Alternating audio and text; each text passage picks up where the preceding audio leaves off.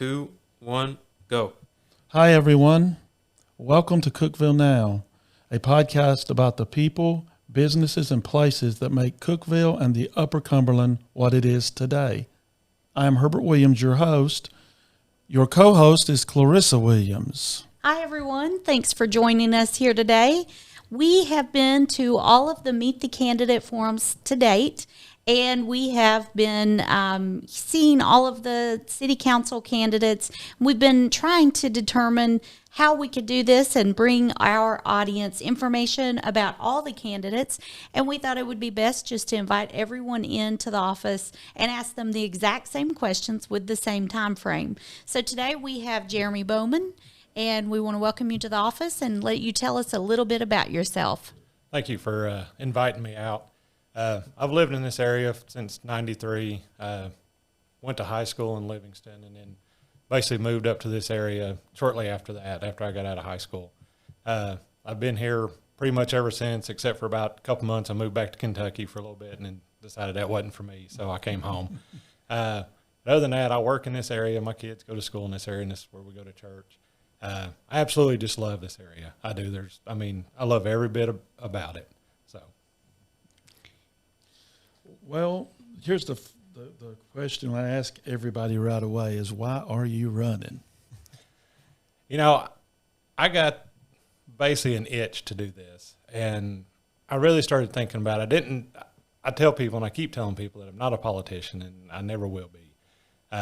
I've had people look at me like I'm crazy when I tell them. They're like, well, why would you ever want to do that? Because I do love this community, and I want to be able to. I feel that sometimes normal people's voices don't always get heard on the council, and that's kind of where I'm at, and that's kind of where I felt led to really just push this. And of course, when I told my wife, she kind of looked at me a little strange at first, but then she's like, if this is what you want to do, then I'll follow behind you. Well, let's jump right into the topics. So we have chosen transportation as the top issue. There's a lot of issues, but we thought that would be the best one to start with. You hear about traffic congestion, potholes, traffic patterns, all kinds of things, no matter where you're at. What would you do to improve our current situation? I think the biggest thing, yes, the road conditions, that just comes with driving. But if you've ever driven around this town at certain times of the day, it's really the amount of people that is here in driving. It's the congestion.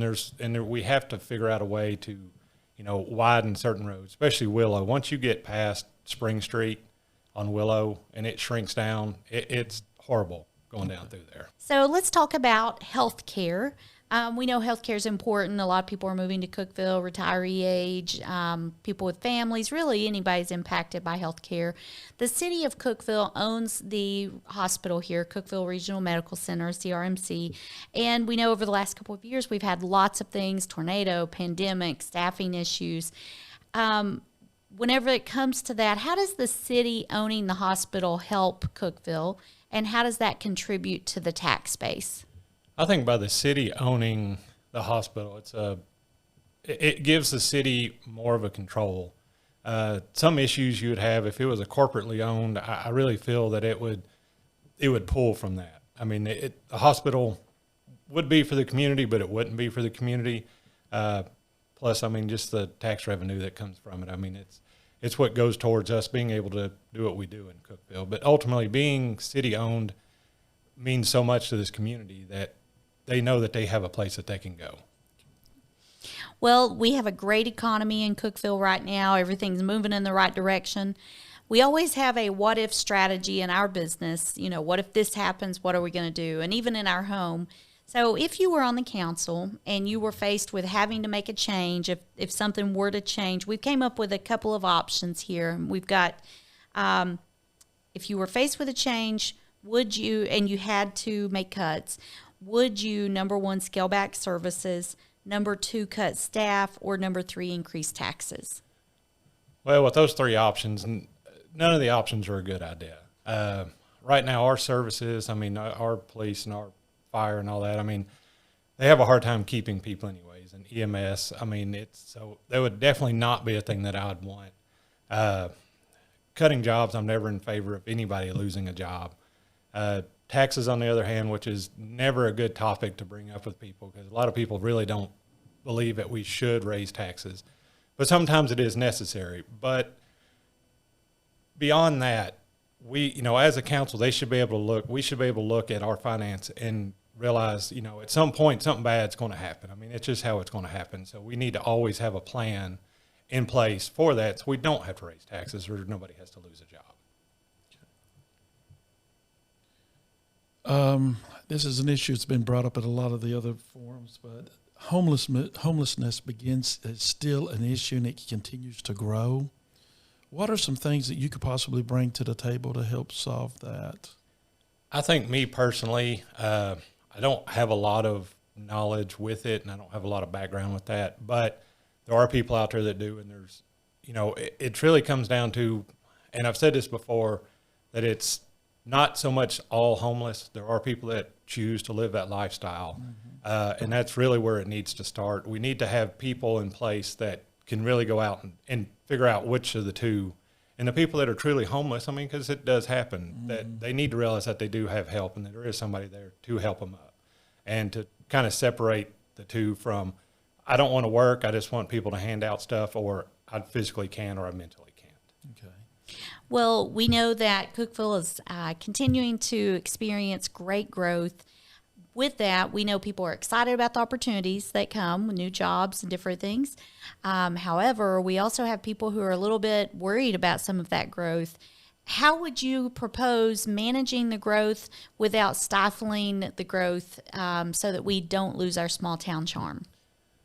A lot of it, and I've told people, my daughter's one of the biggest people that she, like, growth-wise, she's afraid we're going to lose the charm, which, I mean, it could happen. Other cities, it has happened. I think ultimately we have to keep growing or we're going to die, but to do it the right way and to not outdo what we can keep up with, and to continue to make sure that with extra stuff coming in, that we use that to possibly help areas to make it look and keep that same, small town feel. Right. Well, one of the things that Herbert and I decided 7 or 8 years ago when we started our business was to make sure that it was rooted and based in our Christian values. We build everything on a Christian principle of integrity, just exhibiting those things that we believe in. We also know that oftentimes people utilize Christianity or their faith, kind of fill in the blank, as a convenience method. And we are always trying to make sure that we aren't doing that. And it really aggravates us when we see people do it. And we wanted to ask the candidates specifically about their faith. And we tell people that, we have friends that are non-believers, and we agree to disagree and still have civil conversations. But we wanted to find out about your faith and what basically what you believe. Yeah, and I'm really glad when I saw that question. I was really happy that, because I'm very much, I got saved when I was 30. I was later in life when I got saved. But at that point when I did, I truly felt God had a calling for me to do. And one of those callings that he gave me was, I want you to go and preach. And, of course, I had a very long conversation with, are you sure me? Because I really don't like talking in front of people. I get extremely nervous. But my faith, I'm a very God-fearing person, and that's how I lead my family. I never use it as hey, I'm a Christian, look, you should listen to everything I say. No. Mm-hmm. I'm very much a believer in listen to what I have to say, but then ask God to make sure what I'm saying is right. Right. Great. Always rely on him. Yes. Well, we're going to take a short break, and we'll be right back. We put your company in front of the right audience. Our services include website creation, search engine optimization, search engine management, social media management, geofencing, video production, podcasts, and more. We can help you get found easy and affordable.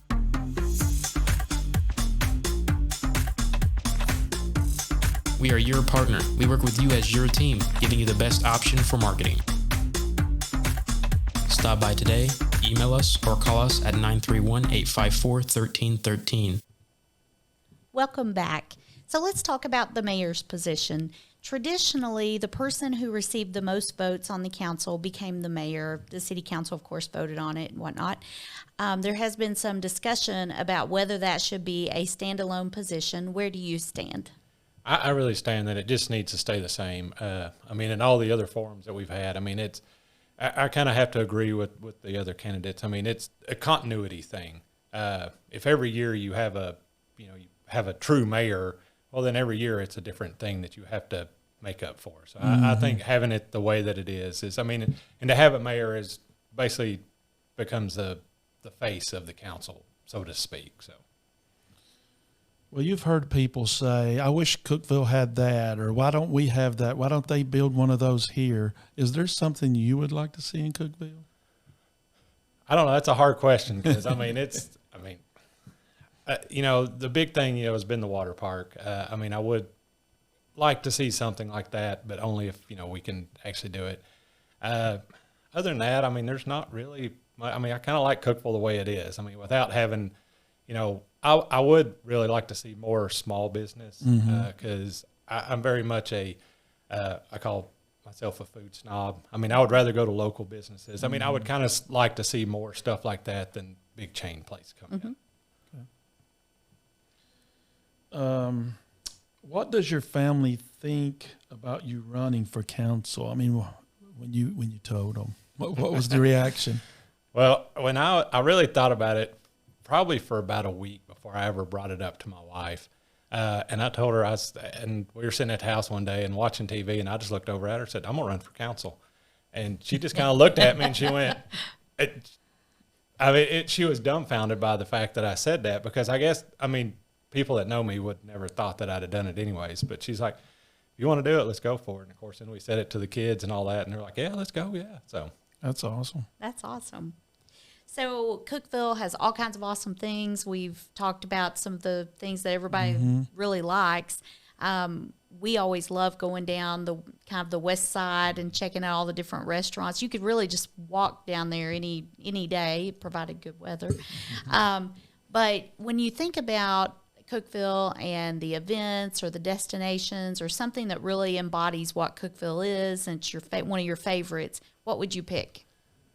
I would say one of my favorites is just because I love to eat. There's a couple places downtown, Seven Senses. My wife and I used to go every Friday, and we got to know a couple of the servers down there. And Father Tom's is another one of my favorites. Because I love just going to places where the community comes together. I remember one time we went, of course, pre-pandemic. You went into Father Tom's, and it was basically you just sit wherever you wanted to sit. And I remember my wife and I were sitting there, and this couple just sat down at the same table we were sitting at and just, a conversation. So, it's places like that you don't get at some of like the big chain places. So, I really love going down there and just hanging out with everybody. That's awesome. Well, during all these Meet the Candidate events, is there a question that you wish you had been asked? No. There have been times that there's been questions I'm glad I didn't get because other people were able to answer them a little bit better than I could. Right. But I don't know. I think just about every question I've had that I felt that I answered, and there wasn't anything that I was like, oh, I wish I would have really had that question. Right. So. Well, I'm going to ask a off-topic question. We have a country that I personally feel like it's not moving in the right direction right now. And I wish that we could change that. And one of the ways we can change that is with our vote. And we have noticed that voter turnout has just been really, really low in Putnam County. What would you say to encourage people to get out and vote? I would just tell people, it's especially on, of course, when you have big government elections, just almost everybody will show up. Local, in county, people really need to understand that this is the community that we live in. And the only way things are going to change, the only way that anybody can make a change is if you come out and get the people in that you really want. I remember well before I was old enough to vote, somebody said, and then after I turned old enough to vote, and I was complaining about something, and it's like, well, did you vote about it? No. Well, then you have no reason to complain. So that's kind of my stand on that. If you really want to have a voice, there's a way that you can do it, and that's by voting. Right. That's what makes all the difference. If you could give your younger self advice, what would it be? to my younger self, I do believe that I would, tell them just to keep doing what you're doing. Maybe find the Lord a little sooner in life, and maybe a little less heartache throughout life. But, I mean, I ultimately, throughout life, I have learned from all my mistakes.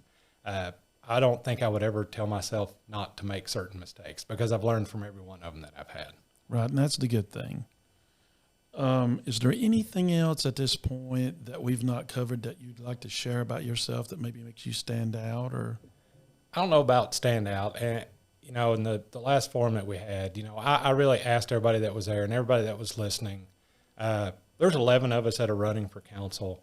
And every one of us have our own attributes that we can bring to the council.